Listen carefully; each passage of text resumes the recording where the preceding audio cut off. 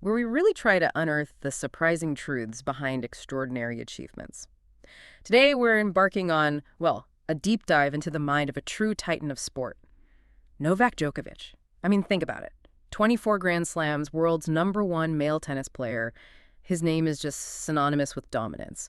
But beyond those incredible trophies, beyond the headlines, there's this fascinating internal battle, right? Right. A rigorous journey of self-mastery that often goes unseen. It's not just what he achieved, but really how he built such an unparalleled internal game. Exactly. And our mission today is to kind of move past that public image and truly understand the surprising daily practices, the profound motivations, and the constant evolution required to reach and sustain peak performance. And this isn't just about tennis, it's really about life. We'll uncover how someone who seems almost, unbeatable still works so rigorously on their inner self, constantly transforming challenges into fuel for growth. And our source for this incredible exploration is this really insightful, in-depth conversation with Novak Djokovic himself. He really opens up about his personal journey, the early influences that shaped him, and the daily disciplines that define his success, both on and off the court. So yeah, let's unpack this incredible story.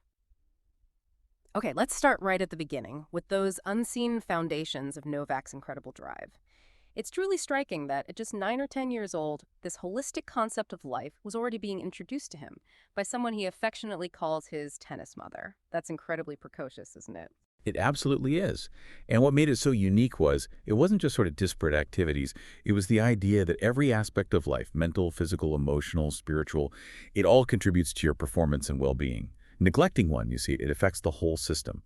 So from that really tender age, he was already watching tapes of tennis greats, which, interestingly, also sparked his famous impersonations later on. Funny how that works. But beyond that, he was listening to classical music, reading poetry, and engaging in this early visualization practice. He closed his eyes and just imagined how he wanted to play, or sometimes even just recall moments where he felt, his happiest. So it wasn't just about strategy or technique then. It was about nurturing his entire being. This truly highlights that for him, even as a child, tennis was not only about hitting a tennis ball, but a platform to evolve into a better human being.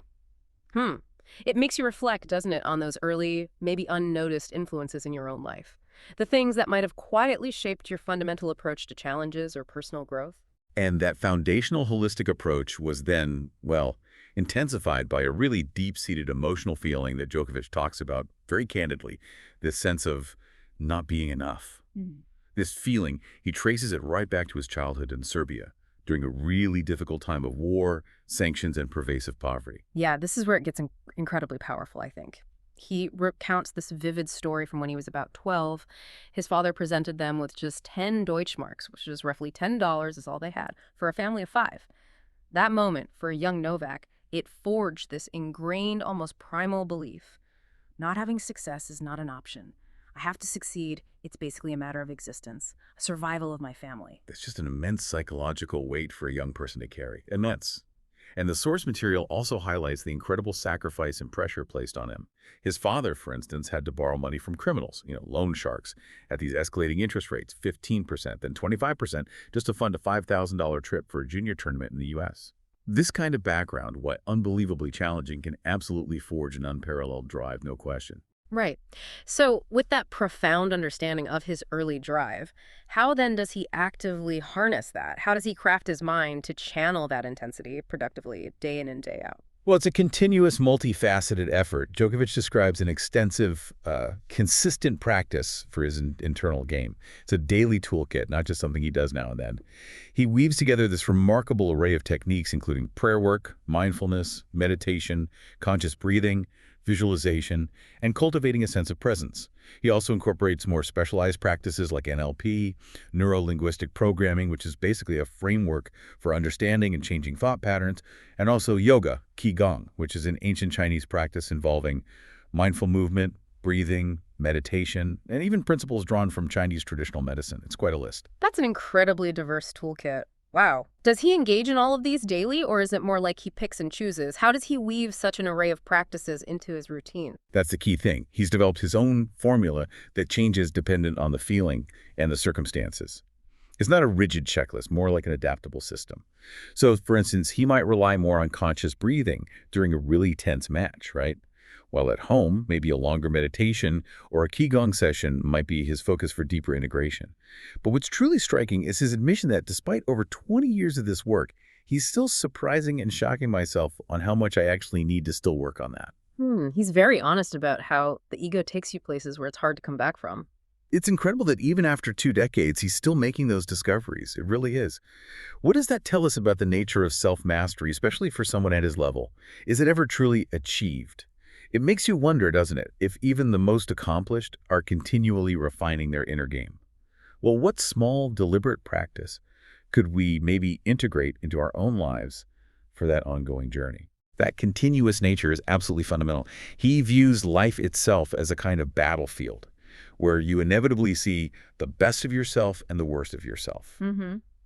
And he believes that embracing this dichotomy, this contrast, is absolutely crucial for growth. Yeah. He's not trying to avoid the challenges. No, he's engaging with them. Exactly. Engaging fully. And he emphasizes taking radical responsibility, saying, I can instantly see the mistake when I actually say it's my coach's fault. I always remind myself, hey, take the responsibility in your hands, take the means in your hands, you are in control of your life. That's such a powerful shift in perspective, moving from blame to agency. It truly is. And he also highlights this piece of wisdom he learned from a Zen Buddhism teacher. It's not about eliminating negative thoughts entirely, because maybe that's impossible, but rather the ability to not stay in that state and in that emotion for a long time, perhaps only seconds. Just snap out of it quickly.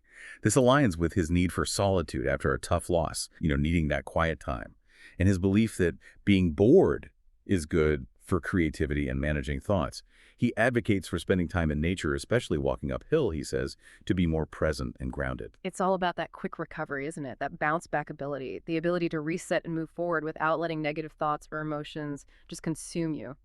It suggests that emotional regulation isn't about avoidance at all, but about mindful engagement and then swift transition. Moving on.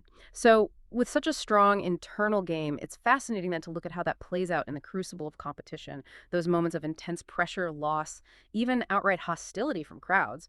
How does someone at the very top respond to losing a match? Well, immediately after a loss, he says he just wants to be left alone for a few hours. His children, interestingly, are the only exception to that rule. He needs that isolation to process. He does admit to the bad habit of reaching for distractions like his phone, which, can lead to seeing negative headlines like, Djokovic is out, what a shock. But he says he quickly turns them off.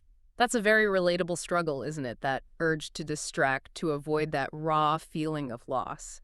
How do you think he cultivated the discipline to quickly turn it off and actually lean into the isolation, rather than letting those negative headlines just spiral?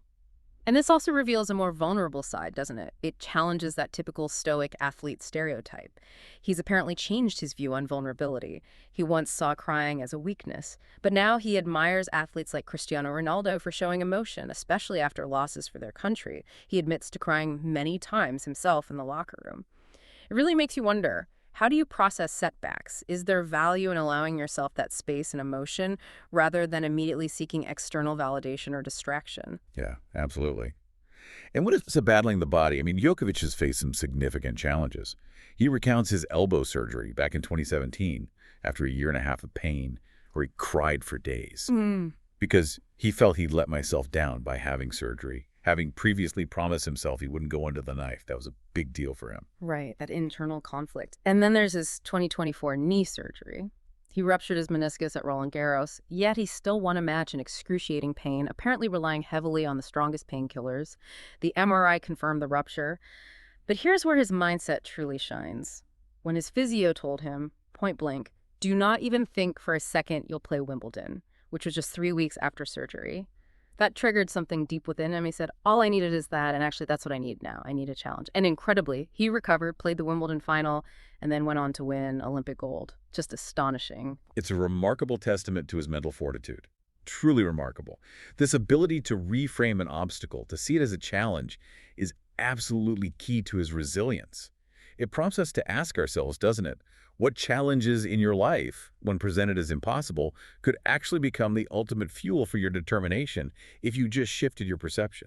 And another incredible aspect of his internal game is his unique ability to thrive in hostile crowd environments. We've all seen it. Often playing against icons like Federer or Nadal, he'd find most of the stadium vehemently against him. cheering against him, his technique. He says he was simply convincing myself that they were cheering no, no, Novak, Novak. He turned it around in his head. It's an extreme example, maybe, but really effective. It shows his belief in creating your own reality and training the subconscious mind, which he states controls a staggering 95% of our daily life. This isn't just some simple mental trick. It's a deliberate reprogramming of his internal narrative. He worked on that. This truly highlights the power of reframing. It really does. It makes you consider, where in your life do you encounter negativity or opposition? And how might you transform that energy into motivation by literally changing your internal narrative? It's about taking control of your perception, isn't it? Even when you can't control the external circumstances. Now, as an athlete approaches the twilight of their primary competitive career, the question of what comes next always looms large. Djokovic reveals he's been thinking beyond tennis for 12 to 15 years. That's a long time. Actively preparing for that mental and emotional transition, especially figuring out how to channel the intense adrenaline he's so used to. It's a powerful idea. Yeah. Planning for a future self, even when you're at the absolute peak of your current career. Foresight.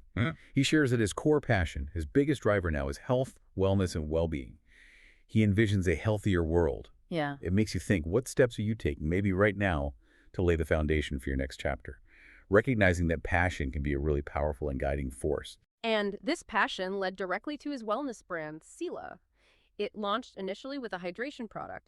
He's also developing magnesium, sleep, nootropic, and gut formulas, so a whole range. He partnered with his best friend, Mark Silitano, and he's deeply involved in ensuring 100% best quality ingredients because he apparently felt not fully satisfied with existing supplements on the market. He uses them himself, and so does his family. Right, and he also discusses this truly innovative project called the Regenesis Pod. Have you heard about this? It's a multi-sensory device combining infrared therapy, PEMF, that's pulsed electromagnetic field therapy, using fields to stimulate cell repair essential oils, light, and sound therapies. All of this is housed in what's called a Faraday cage capsule, which, for those unfamiliar, basically blocks external electromagnetic fields, protecting from potentially harmful radiation. It's designed for these quick, 8 to 20-minute resets, a kind of healthy quick fix to a modern, fast-paced lifestyle. Apparently, the idea sparked from seeing uncomfortable, stressed-out travelers in the Dubai airport. Interesting origin. It's been a 6-year R&D project with scientific studies already underway, so it's serious. What's abundantly clear there is that these ventures are not just about business for him. They seem to be a continuation of his deeper purpose. He's driven by how you make your mark in the world. What's the legacy? What do you leave behind? How do people benefit from you? That's the core question.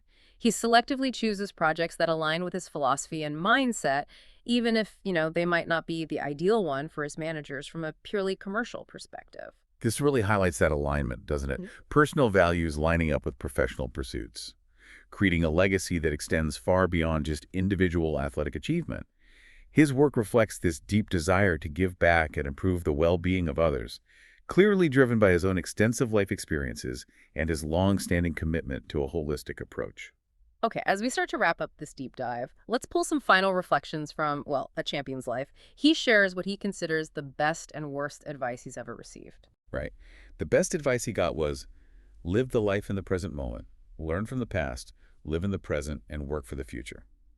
Simple but profound. The worst. If someone does good to you, do 10 times better. But if someone does bad to you, do 10 times worse. He emphatically rejects the second part of that, which really speaks volumes about his evolving ethos, his commitment to personal growth and maybe even compassion over retaliation. Yeah, that's telling. He also highlights the profound impact of his wife, Jelena, calling her his rock. She's his only serious relationship, apparently. She's challenged him on every level, and her intuition has often been correct, providing absolutely crucial family support for his career. He says she's someone who is truly able to tell him things he doesn't want to hear, which is vital. Absolutely vital. For peak experiences, he reflects that his best day on court, interestingly, was winning the Paris 2024 Olympic gold medal at 37. He describes it as a last-shot dream come true, surpassing even the immense joy of his first Wimbledon title. That's significant. On the flip side, the worst day, losing in the first round of the Rio 2016 Olympics. He was struggling with a wrist injury, lost to his friend Del Potro, and he felt like my whole world collapsed. The Olympics, only happening every 4 years, they certainly hold a unique emotional weight for athletes like him. Definitely. And when asked about his toughest opponents, his answer is incredibly striking. Mentally, he says, it's myself, by far. Physically, though, he names Rafael Nadal. He describes their grueling battles like that nearly 6-hour 2012 Australian Open final, almost 6 hours, where both players were so exhausted they needed chairs and water brought onto the court afterward, and Djokovic even found blood on his socks later. Just brutal. He calls these matches out-of-body experiences that ultimately pushed each other to become better players. Wow. Finally, if he could create one law for the world, he offers two quite distinct ideas. Either punish greatly someone who just destroys our planet, a really strong stance on environmental responsibility, or alternatively, you would have to say hello to every person that walks by, just to foster more kindness and empathy in daily interactions. It's a powerful thought, touching on both planetary stewardship and basic human connection.